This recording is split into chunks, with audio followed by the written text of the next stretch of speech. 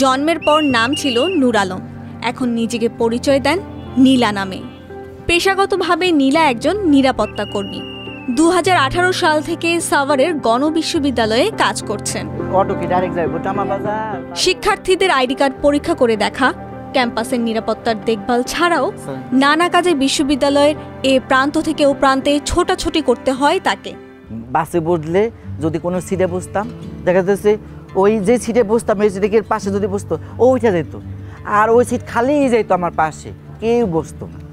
ঠিক আছে, তখন আল্লাহর কাছে বলতাম যে বিধাতা আমাদের কি এভাবেই সৃষ্টি করে বানাইছে, আমাদের কি কীরকম বানাইছে, আমরা কীরকম। একজন আমার ওই যে বান্ধবী বললাম যে ও আমাকে বলল যে দেখ একটা চাকরির অফার আছে তুই যদি করস, ঠিক আছে। তখন বললো যে এরকম এরকম গার্ডের চাকরি। আর যখন আমাকে বললো যে তুমি অমুক থেকে আমাদের অফিসে জয়েন করবা যেখানে, আমার আপু এত যে খুশি লাগছে, মানে খুব মানে আনন্দ আর শেষ নেই যে আমি একটা এমন জায়গায় একটা জব পাইছি।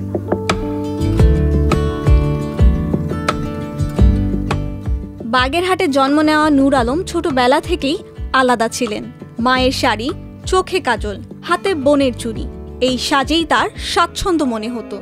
একসময় এই ভিন্নতা তাকে এনে দেয় অবজ্ঞা, অপমান আর কটাক্ষ। নূর আলমের বাবা মারা গেলে পরিবার চলে আসে ঢাকায়।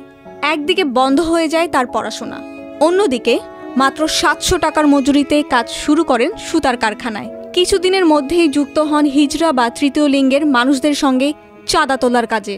তখন একজন আমার সাথে পরিচয় এসেছে, তখন ও বললো কি চল আমার এক গুরুমা আছে, গুরুমার কাছে যাই। পরে একদিনকা হঠাৎ করে বললো কি এক বিয়া বাড়িতে যাবি, যাই ওই বাসায় টাকা দিবি, ব্যাটা দে হাতে তালে এরকম করে দিত। এরকম করে আমাদের হাতে তালে দেওয়া শিখাইতো, শিখায় পরে আমরা কালেকশন করতাম। বিপত্তি বাড়ে যখন তার পরিবারে বিষয়টি জানাজানি হয়ে যায়। বাসায় গিয়েছি মতনে আমাকে জিজ্ঞেস করা হয়েছে কই গেছিলি, তা আমি বলছি যে এরকম এরকম। তারপরে এই বইলেই আমাকে মারধর শুরু করে, তখন আমি আমার গুরুমার কাছে চলে গেছি। বাংলাদেশ পরিসংখ্যান ব্যুরোর হিসেব বলছে দেশে হিজড়া বা তৃতীয় লিঙ্গের মানুষের সংখ্যা 12,629 এবং সমাজসেবা অধিদপ্তর এই কজনের প্রশিক্ষণ ও ভাতার ব্যবস্থা করে থাকে। জেন্ডার নিয়ে কাজ করা একটি সংস্থার একজন কর্মকর্তা নাম প্রকাশ না করার শর্তে বলছেন তৃতীয় লিঙ্গ বা হিজড়া সম্প্রদায়ের মানুষের সংখ্যা আরও বেশি। এই ডাটাটা আসলে কতটা মানে সঠিক এবং কতটা ভ্যালিডিটি মানে ক্যারি করছে সেখানে একটু প্রশ্ন রয়ে গেছে। কিন্তু আপনি বাস্তবতায় দেখছেন তার চেয়ে বেশি আছে, তখন কিন্তু ওই বরাদ্দটা আসলে কার্যকরীভাবে সবার জন্য কাজ করবে না। পাশাপাশি প্রশিক্ষণের পরে কিছু অর্থ দিয়ে মানুষকে ছেড়ে দিলে আসলে হবে না, সেটা প্রপার মনিটরিংটা দরকার আছে। সরকারি বেসরকারি কোনো সংস্থাই কাজের সুযোগ দিতে চান না তৃতীয় লিঙ্গের মানুষদের।